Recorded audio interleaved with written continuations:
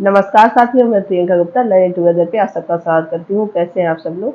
आशा करती हूँ जो बच्चे यूजीसी नेट दिसंबर की तैयारी कर रहे हैं वो अपनी पढ़ाई कंटिन्यू रख रहे होंगे और प्रीवियस ईयर क्वेश्चन, अपना सिलेबस, अपना कैसे टाइम मैनेजमेंट करना है, सारी चीज़ों पे ध्यान दे रहे हैं। क्योंकि जिनको दिसंबर यूजीसी नेट निकालना है वो तो कंटिन्यू अपनी पढ़ाई कर चुके होंगे।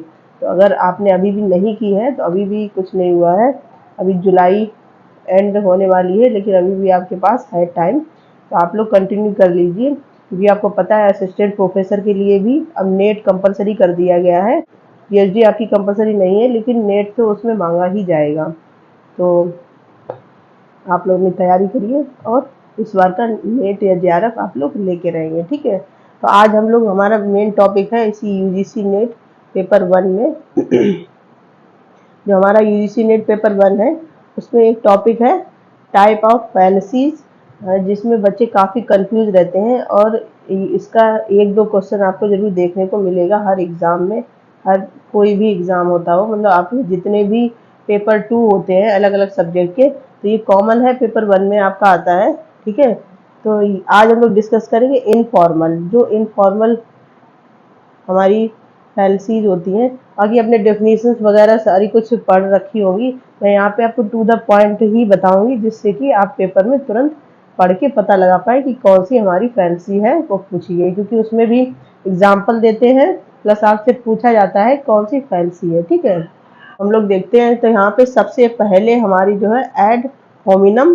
तो इसका मतलब क्या होता है? अंगेंस्ट द मैन, मतलब कोई पर्सन है उसके अगेंस्ट जाके बात करना, मतलब अटैक लैंग्वेज, उस पर अपने तीखे कह सकते हैं बाण चलाना, ठीक है। जैसे क्या होता है कि बहुत से लोग, मान लो कहीं हम कंपनी में दो लोग काम कर रहे हैं, एक दूसरे से थोड़ा है कि वो इससे चिढ़ता है या जो भी, तो वो क्या करेगा, उसका अब एक का प्रमोशन हो रहा है एक का नहीं हो रहा है, दोनों ने साथ में ही काम स्टार्ट किया था।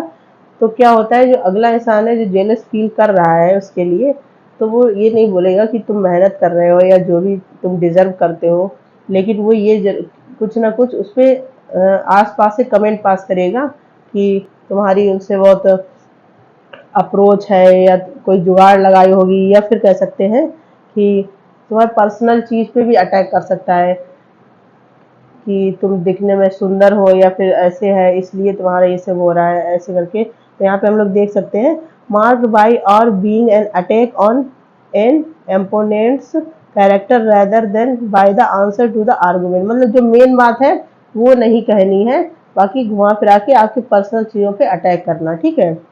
क्रिटिसाइज समवन एक्ट पर्सनली, ठीक है, कोई और चीज़ों की खुन्नस कहीं और निकालना इस प्रकार से। तो ये कौन सी हमारी फैलेसी होती है? होमिनम, ठीक है। जिसमें क्या होता है अंगेज द मैन, मतलब जो मैन है उसके पर्सनल, उसके मेन कैरेक्टर पे या बॉडी शेमिंग, इस तरह की चीज़ें हो सकती हैं, ठीक है। यहाँ पे आप लोग कैरेक्टर लिख सकते हैं, कैरेक्टर पे वो बोल सकता है या बॉडी शेमिंग पे बोल सकता है किसी भी चीज़ को लेके, ठीक है। समझ में आ गया? मतलब मेन बात है वो तो नहीं बोलनी है, लेकिन उसके कैरेक्टर पर्सनल चीज़ों पे बोल देना। अपील टू इग्नोरेंस, मतलब इग्नोर करना।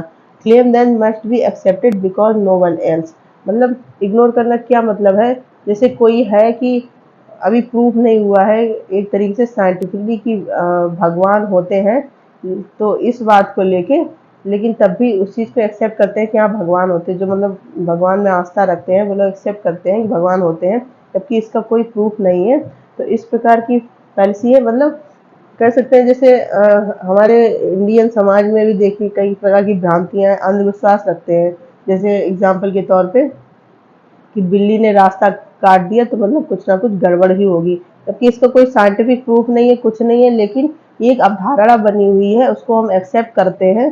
तो इस प्रकार की जो फैलेसी होती है, मतलब जो सही बात है उसको इग्नोर करके कोई चीज़ पे विश्वास करना, ठीक है।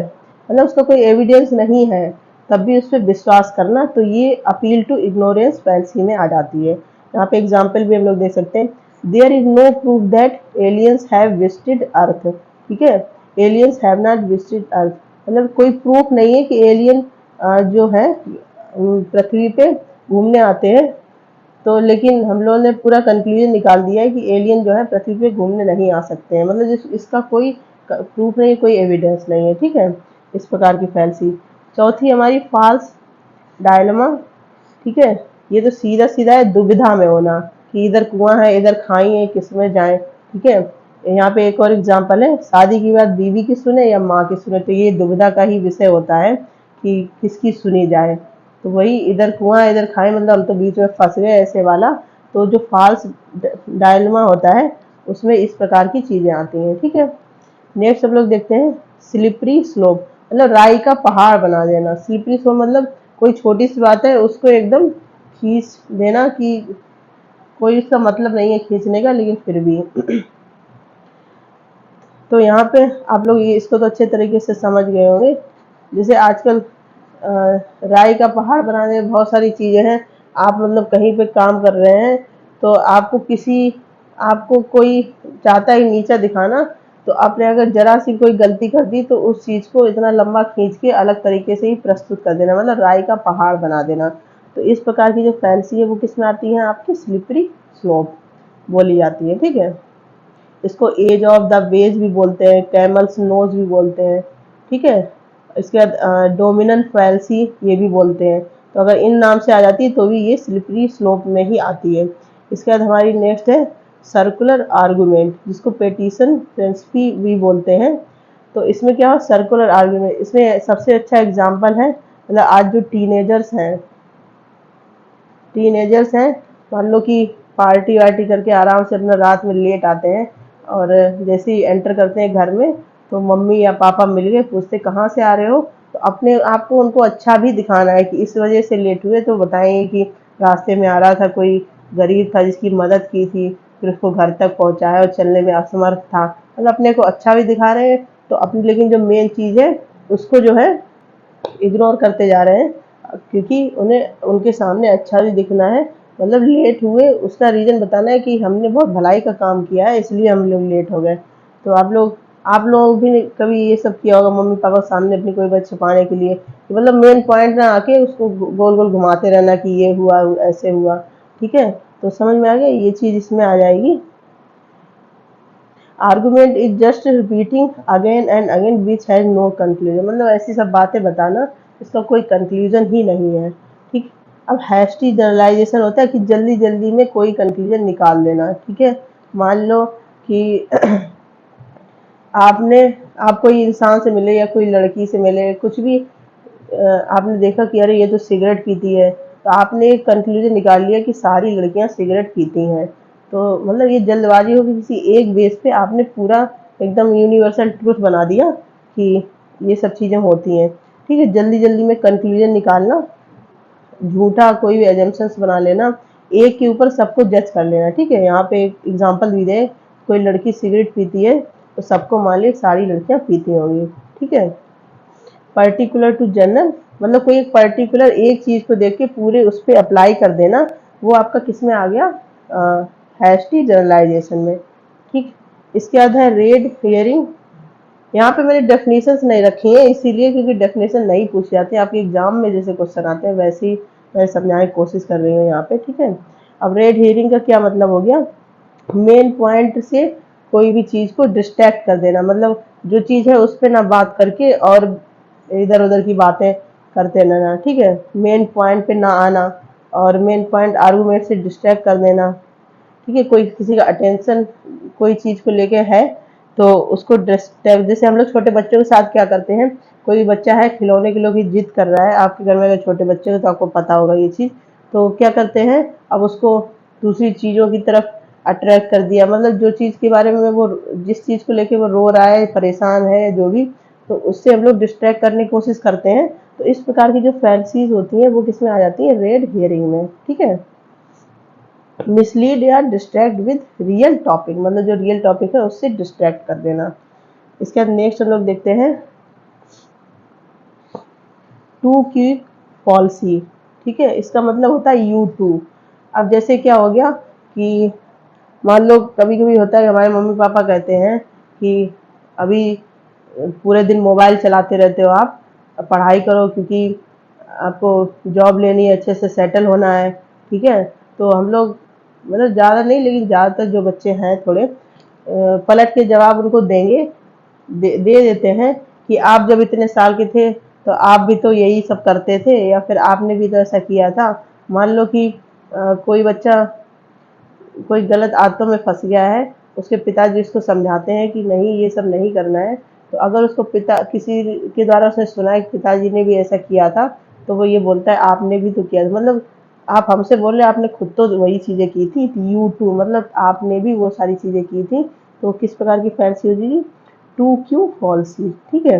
इसको क्या बोलते हैं, अपील टू हाइपोक्रेसी। खुद को देखो, मतलब खुद को तो देखो फिर बोलो, ऐसे वाले सिस्टम। ठीक, समझ में आ गया होगा। यहाँ पे मैंने और थोड़ा डिफाइन करने की कोशिश की है। इनफॉर्मल पॉलिसी होती क्या है, जब हम कहना कुछ चाहते हैं और कह कुछ जाते हैं। मतलब या तो जिस चीज़ पे बात हो रही है वो ना करके और ही कुछ बातें समझाने की कोशिश करते हैं। और लगभग फैंसी हम लोग डेली यूज में यूज भी करते हैं। आप लोग देखा होगा कि जैसे क्या होता है कि आपको किसी का फ़ोन आ रहा है किसी काम के लिए, बार बार आ रहा है, तो आप अपने घर में किसी कैंडिडेट से बोल देते हैं कि बोल दो वो सो रहा है या फिर कुछ काम कर रहा है, कहीं गया है, मोबाइल घर पे भूल गया है। तो फैंसीज यही होती है कि मेन पॉइंट से अलग कर देना, ठीक है। तो स्ट्रोमैन हम लोग देख चुके हैं। जैसे खेत में पुतला लगा देते हैं हम लोग। खेत में पुतला क्यों लगा देते हैं कि क्योंकि जो जो भी जानवर है, पक्षी, उनको लगे कि वहाँ पे कोई इंसान है तो वो वहाँ पे ना आए, मतलब उसको डिस्टर्ब करने की कोशिश करते हैं, ठीक है। नेक्स्ट हम लोग एडियोम भी हम लोग पढ़ चुके हैं कि जो मेन पर्सन है उसकी पोजीशन पे अटैक कर देना, ठीक है। जैसे बॉडी शेमिंग या फिर कैरेक्टर पे कुछ बोल देना, ठीक है, इस प्रकार की। और सर्कुलर रीजन भी हम लोग पढ़ चुके हैं कि गोल गोल बातों में घुमाना, किसी वजह से कुछ हुआ है लेकिन रीजन कुछ और ही देना जिनका कोई निष्कर्ष नहीं है, ठीक है। फॉल्स डायलमा, वही कि मतलब दुविधा में फंस गया कि दो चीजें हैं, अब करें तो क्या करें, इस प्रकार से। इसके बाद है अपील टू स्टिक फोर्स, जिसको क्या बोलते हैं, आर्गुमेंटम एड बैकुलम, ठीक है। तो क्या है, principal asked you to pay penalty for no reason. Principal ने बोल दिया है, मतलब क्योंकि ये वो अथॉरिटी है कॉलेज की, उन्होंने बोल दिया कि आपको इतने पे करने हैं, जबकि कोई रीजन नहीं है, कोई कंक्लूजन नहीं है कि किस वजह से पे करने हैं, लेकिन उन्होंने बोल दिया है स्ट्रिक्टली तो आपको पे करना है, इस प्रकार से, ठीक है। मतलब आपको डर है कि प्रिंसिपल ने बोला है तो कर देना चाहिए, नहीं तो कहीं ये एग्जाम में या कुछ तरीके की चीजें ना कर दें। इसके बाद है आर्गुमेंटम एड मिजरी कोर्डियम, जिसको क्या बोलते हैं, अपील टू पिटी, मतलब दया का भाव रखना। If you will not get government job no one care about your presence, ठीक है। मतलब आपसे बोला जाता है अगर आपने नौकरी नहीं ली तो कोई भी आपकी केयर नहीं करेगा, मतलब आपके प्रति एक दया का भाव दिखाया जाता है कि बेचारापन दिखाया जाता है कि ऐसी चीज़ें नहीं होगी। या फिर परीक्षा को लेके कि अगर आपने 12th पास नहीं किया, आजकल बड़ा है कि बच्चों के ऊपर प्रेशर रहता है कि इतने परसेंट नंबर लाने हैं, इतने परसेंट नंबर नहीं लाए तो ऐसा होगा ऐसा होगा। तो मतलब दया का भाव जहाँ पे आ जाते हैं वहाँ पे अपील टू पिटी फैंसी हो जाती है, ठीक है। इसके बाद argumentum ad populum, appeal to people emotions, मतलब पॉपुलैरिटी का फायदा उठाना। अब जैसे आजकल बहुत ऐड वगैरह आते हैं, तो करीना कपूर ने कोई साबुन का ऐड कर दिया या कोई परफ्यूम का ऐड कर दिया, तो आपको उसके बारे में पता नहीं है कुछ भी, लेकिन हाँ करीना कपूर ने किया है क्योंकि ये बहुत फेमस है, तो मतलब ये सही ही होगा, इस प्रकार से। तो वो किस में आ जाती है, अपील टू पीपल इमोशंस, इसको बोलते हैं एड पॉपुलम, ठीक। नेक्स्ट हम लोग देखते हैं, ये एडी होमन हम लोग पढ़ चुके हैं, पर्सनल अटैक करना किसी की पोजीशन को लेके, ठीक है, कैरेक्टर पे या किसी की वजह से बोल देना। अब जैसे आप अगर यूपी से हैं, जैसे मेरा खुद का एक्सपीरियंस रहा है, मैं पंजाब में एमएड करने के लिए गई थी, तो वहाँ पे मेरी मतलब जो लैंग्वेज रहती है सबको पता चल जाता है कि यूपी से हैं। पूछेंगे यूपी से हैं आप, तो हाँ यूपी से हैं, तो बोलेंगे अरे यूपी में तो क्राइम ही बहुत होता है। तो मतलब एक उन्होंने पूरा वो बना लिया कि यूपी में क्राइम होता है, जबकि ऐसा कुछ नहीं, बहुत सारी चीज़ें मुझे खुद नहीं पता था कि यूपी में होती हैं इस प्रकार को लेके, ठीक है। तो ये इस चीज़ को लेके कि मतलब एक चीज़ आपने पकड़ ली, फिर उसके पर्सनल की मतलब ये इंसान है तो ये भी ऐसा ही होगा। तीसरा है missing the point, irrelevant conclusion, जिसको क्या बोलते हैं, ignoratio elenchi. Drawing the wrong conclusion around the main point. ठीक है, ये भी सर्कुलर टाइप का ही कुछ कुछ हो गया। रेड हियरिंग हम लोग देख चुके हैं कि मेन जो पॉइंट है उससे डिस्ट्रैक्ट कर देना। अभी जैसे आजकल यूपी में काफ़ी मुद्दा चल रहा है शिक्षा आयोग का। अब जितने भी पत्रकार हैं या जो भी मीटिंग्स होती हैं, सरकार से पूछा जाता है कि शिक्षा आयोग का गठन कब तक होगा, तो वो शिक्षा आयोग को छोड़ के और बातों पे उनका ध्यान, मतलब और चीज़ें अपनी और उपलब्धियां गिनवाने लगते हैं कि ऐसा हुआ, ये हुआ, जो भी। लेकिन जबकि शिक्षा आयोग कितना ज़रूरी है यूपी वालों से ज़्यादा कोई नहीं जानता होगा। तो इस प्रकार से चीज़ें हैं कि मतलब मेन पॉइंट जो है उस पर बात ही नहीं करनी है, दूसरी दूसरी चीज़ों पे बात करनी है। स्ट्रॉमैन हम लोग देख चुके हैं कि मतलब कुछ पूछना कुछ ही जवाब देना। जैसे कोई बच्चा है यूजीसी नेट को लेके ही पूछता है कि मेरा मैथ वीक है तो क्या मैथ वाला पोर्शन मैं छोड़ सकता हूँ, तो मतलब टीचर पलट के बोलता है ऐसा करो कि पूरा यूजीसी नेट पेपर ही मत पढ़ो, आप केवल पेपर 2 पढ़ के ही एग्जाम क्वालिफाई कर सकते हैं। मतलब उसकी पूरे कंट्रोवर्शियल टाइप के उस पर बोल देना। ऐसे नेता लोग भी काफ़ी चीज़ें करते हैं एक दूसरे को लेके, आपने देखा होगा। जैसे जिस प्रकार से अभी बिहार से शिक्षक भर्ती निकली हुई है तो काफ़ी ये सब चीज़ें चल रही हैं, तो ये किस में आ जाती हैं, स्ट्रॉमैन फैंसी जो होती है उसके अंदर ही आती है। ठीक है, हैस्टी जनरलाइजेशन हम लोग पढ़ चुके हैं। जल्दबाजी में जो चीज कंक्लूजन निकाल दिया जाता है, किसी एक को हम लोगों ने कुछ करते हुए देख लिया तो पूरा यूनिवर्सल ट्रुथ बना दिया उसको कि सारे लोग ऐसे ही होंगे या ऐसे करते होंगे। स्लिपरी स्लोप हमने बताया कि वही एक बात को बढ़ा चढ़ा के बहुत ज़्यादा बोल देना। अब वीक एनालॉजी क्या होती है, ठीक, कि the moon is like a balloon since both have air inside them. मतलब कि जो चंद्रमा है वो बैलून के जैसा होता है क्योंकि दोनों के अंदर हवा भरी होती है। तो ये कोई कंक्लूजन नहीं, एक दूसरे से बिल्कुल भी मैच नहीं करता, तो वीक एनालॉजी में आ जाएगा। ठीक है, कि मैं डॉक्टर बनूंगा क्योंकि मेरे पापा डॉक्टर हैं, ऐसा भी नहीं है कि डॉक्टर का बेटा डॉक्टर बनेगा, टीचर का बेटा टीचर बनेगा, ऐसा तो नहीं होता है आजकल। नेक्स्ट हम लोग देखते हैं कौन सी, argumentum ad verecundiam, appeal to authority unqualified. मतलब कि कोई फेमस इंसान है कि अगर उसकी चीज़ है तो ऐसा होगा ही, एक कंक्लूजन बना लेना। जैसे कोई मूवी लगी है कि वो हिट होगी ही क्योंकि वो पंकज त्रिपाठी की मूवी है, समझ में आ गया। मतलब पंकज त्रिपाठी की मूवी है तो हिट ही होगी।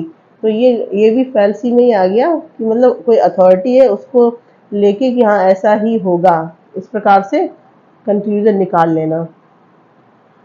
नेक्स्ट हम लोग देखते हैं आर्गुमेंटम एड इग्नोरेंट, ये हम लोग पढ़ चुके हैं। ठीक है, मतलब जो चीज़ है, जो सच्चाई है उसको साबित न करके अलग अलग चीज़ों पे ध्यान देना। इसके बाद है सर्कुलर आर्गुमेंट, ये सब हम लोग देख चुके हैं। ये जो थी फाल्स डायक्टोनॉमी, ये मतलब दुविधा में रहना कि इधर कुआं इधर खाई वाला सिस्टम। इसके बाद ये भी हम लोग पढ़ चुके हैं 2Q पॉलिसी, मतलब U2।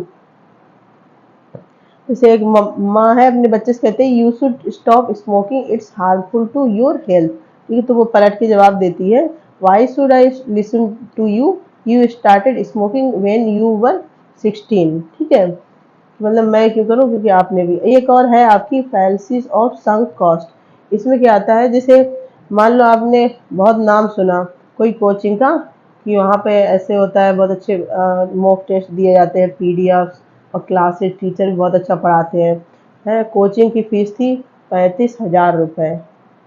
आपने ये सब की बातें सुन सुन के कोर्स ले लिया। जब आप वहाँ पे गए, आपने एक सप्ताह पढ़ाई की, आपको लग रहा है कि अरे यहाँ तो कुछ पढ़ाई नहीं होती है, सारी कुछ अफवाही टाइप की थी। तो लेकिन क्योंकि आपने 35,000 रुपये वहाँ लगा दिए हैं तो आपको वो करनी ही है जबकि आपका मन नहीं है। तो ये किस प्रकार की फालसी हो जाएगी, संक कॉस्ट। ठीक है, अब है हमारी एक और इक्विवोकेशन। ठीक है, मतलब कि कुछ बात कह रहे हैं उसके दो ऑप्शन ही निकाले, मतलब एक सिंगल वर्ड बोलते हैं जिसे कहते हैं एक तीर से दो लोगों को घायल कर देना वाला सिस्टम, इस प्रकार से। ठीक है, जैसे मान लो कोई लड़की है अपने बॉयफ्रेंड से कह रही है कि तुम अपनी एक्स से बात नहीं करोगे, तो तुमने अपने एक्स से क्यों बात की, मैं तुमसे बात नहीं की। तो वो बोलता है कि मैंने बात नहीं की, मैंने कुछ बस पिक्चर्स भेजे थे, कुछ मैसेज भेजे थे, मतलब बात तो वही हो गई, तो वो अलग तरीके से दो उसके मीनिंग निकाल दिए एक चीज के। तो इस प्रकार की फैल्सी को क्या बोलते हैं, इक्विवोकेशन, मतलब इक्विवेलेंट, एक चीज को अलग अलग तरीके से दिखाना। ठीक है, एक और है bandwagon fallacy, assume something is true, right और good because other people agree with it.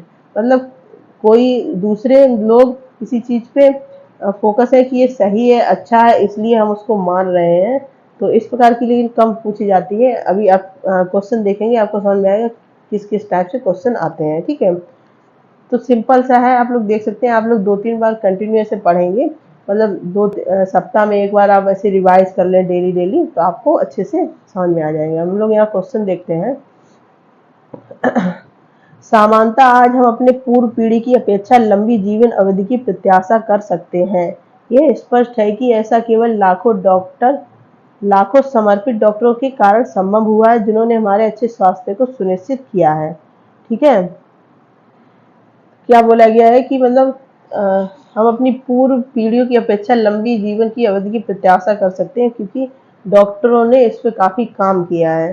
ठीक है, तो हैस्टी जनरलाइजेशन में क्या था, जल्दबाजी में हम लोग कोई फैसला लेते थे। ठीक है, मतलब एक चीज को देख लिया, उसके ऊपर सारा कंक्लूजन निकाल लिया।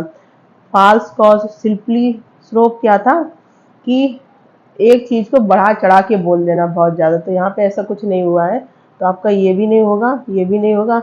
अपील टू अनक्वालिफाइड अथॉरिटी, मतलब कि कोई बहुत फेमस इंसान है, जैसे पंकज त्रिपाठी वाला एग्जाम्पल दिया था कि उनकी मूवी है तो हिट ही होगी, तो यहाँ पे ऐसा भी कुछ नहीं है। फॉल्स कंक्लूजन यहाँ पे बताया गया है साफ साफ, क्योंकि डॉक्टर की वजह से ऐसे ये गलत ही है, मतलब ऐसा नहीं है। हम लोग स्वास्थ्य अपने खुद के हाथ में होता है, कैसे उसको रख रहे हैं। ठीक है, तो यहाँ पे जो आंसर नंबर बी है हमारा सही हो जाएगा।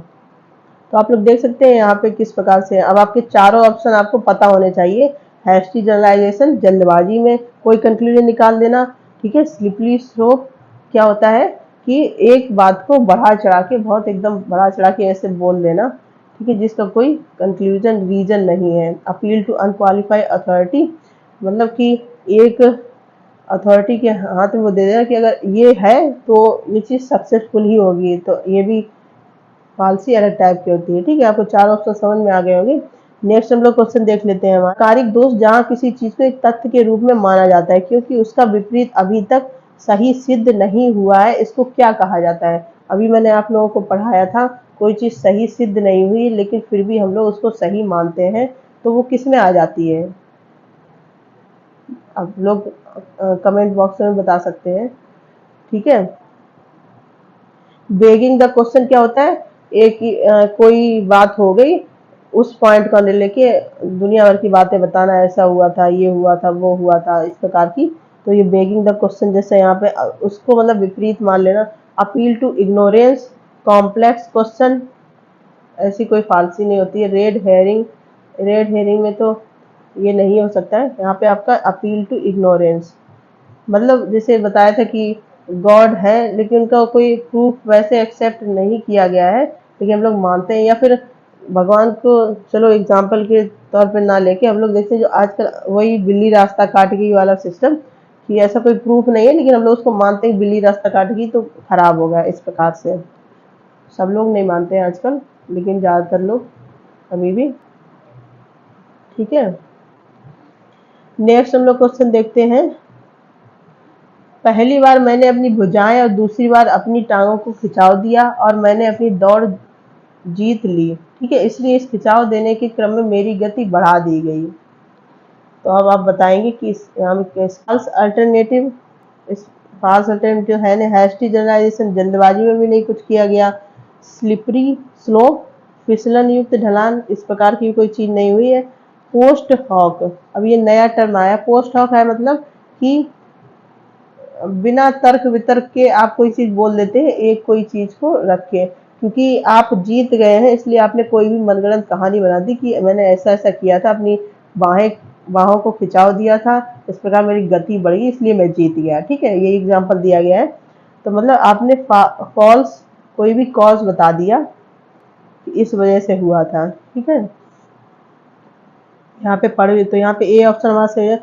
पोस्ट हॉक फाल्सी एक तार्किक दोष है। ये भ्रम मानता है यदि एक घटना दूसरी घटना के बाद घटित होती है तो पहली घटना अनिवार्य रूप से दूसरी घटना का कारण बनती है। उदाहरण, पहली बार मैंने अपनी भुजाएं, दूसरी बार अपनी टांगों को खिंचाव दिया, मैंने दौड़ जीत ली। इसलिए इस खिंचाव के क्रम में मेरी गति बढ़ानी होगी। ये पोस्ट हॉक अनाकारिक तर्क दोष है। मतलब क्योंकि जीत गए हैं इसलिए उन्होंने अपनी एक कहानी बना दी, इस वजह से हुआ। ठीक है। निम्नलिखित युक्ति में कौन सा तर्क दोष है? समाज के रूप में हमारा दायित्व है कि हम जरूरतमंद लोगों की सहायता करें, क्योंकि इन लोगों के पास पर्याप्त संसाधन नहीं होता है। इनका सामुदायिक संसाधनों पर अधिकार होता है। ठीक है। तो हम लोग देखते हैं यहाँ ऑप्शन में क्या क्या दिया गया है।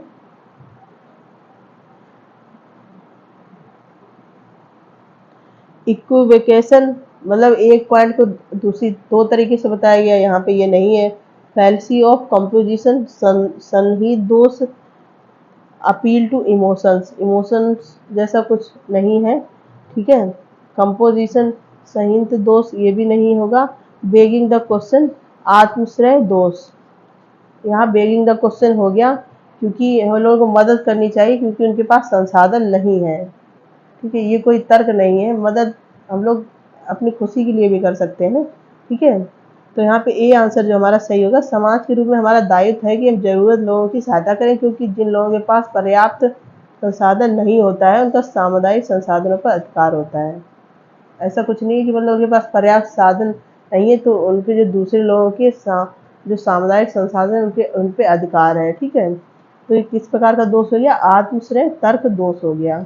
Elephants live in tropical climates where there is plenty of vegetation, so we probably would not see any at the Chicago Zoo.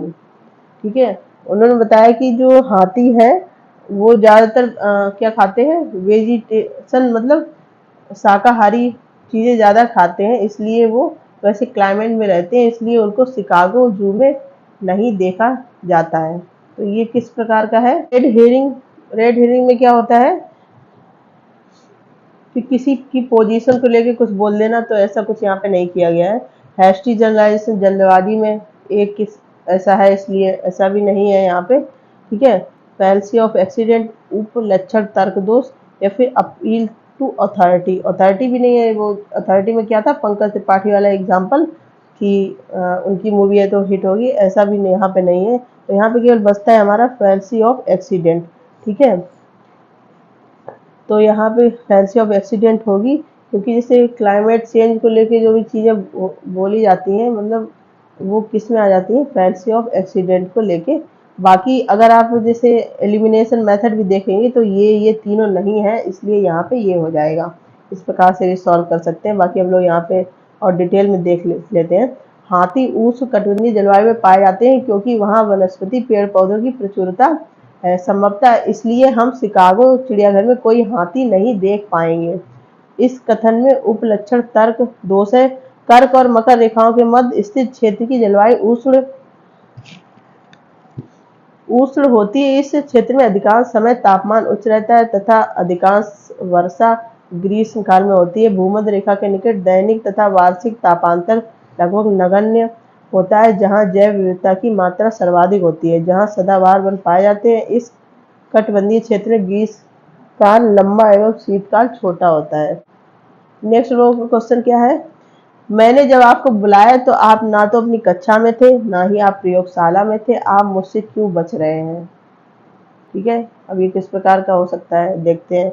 Circular argument, red herring, complex question, slippery slope. तो यहाँ पे कौन सा हो जाएगा? कॉम्प्लेक्स क्वेश्चन तो है नहीं, सर्कुलर ऐसा कुछ घुमाया भी नहीं जा रहा है, स्लिपरी स्लोप मतलब बात को इतना बड़ा चढ़ा के भी नहीं ऐसा कुछ बोला जा रहा है।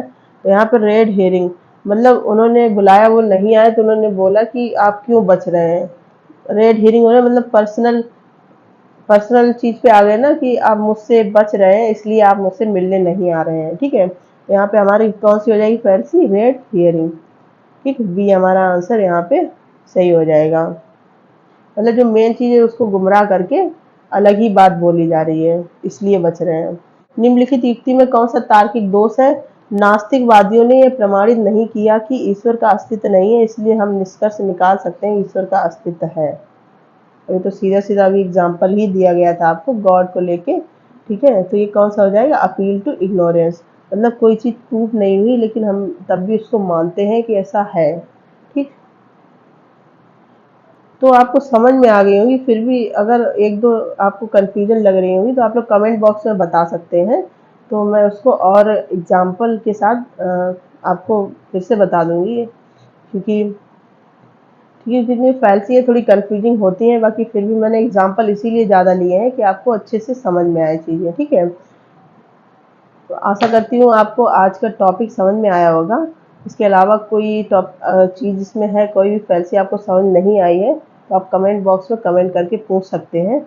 और अगर आपने चैनल को अभी तक सब्सक्राइब नहीं किया है तो चैनल को लाइक शेयर सब्सक्राइब करें, और जो भी आपके आसपास इसकी तैयारी कर रहे हैं यूजीसी नेट की, उनको आप ये शेयर कर सकते हैं, ठीक है, जिससे ज़्यादा से ज़्यादा लोग जो फ्री क्लासेस ये चल रही हैं उनका फ़ायदा उठा पाएँ और अपने टॉपिक मेन क्लियर कर पाए, क्योंकि यूजीसी नेट पेपर 1 में आप जितना अच्छा स्कोर कर पाएंगे, क्योंकि देखो सब्जेक्ट सारे बच्चों का अपना अच्छा ही होता है लगभग, क्योंकि वो पोस्ट ग्रेजुएशन में वो चीज़ पढ़ रहे होते हैं, उसके बाद यूजीसी नेट की तैयारी कर रहे हैं तब भी वो चीज़ कहीं ना कहीं पढ़ रहे होते हैं। मेन पेपर 1 और उसमें भी ये जो लॉजिकल रीजनिंग वाला पोर्शन है ये थोड़ा सा कंफ्यूजिंग होता है। जब मैंने भी किया था काफ़ी कंफ्यूजिंग, लेकिन है कि जितने ज़्यादा एग्जाम्पल वगैरह हम लोग करते हैं उतनी चीज़ें और क्लियर होती चली जाती हैं। तो ज़्यादा से ज़्यादा लोगों को आप भी जोड़िए, ठीक है, जिससे कि चीज़ें क्लियर उनको हो पाए और सबका ही यूजीसी नेट क्वालिफाई हो पाए, दिसंबर वाला है, ठीक है। और इसी प्रकार की क्लासेज और अपडेट के लिए बने रहिए लर्न टुगेदर से। धन्यवाद।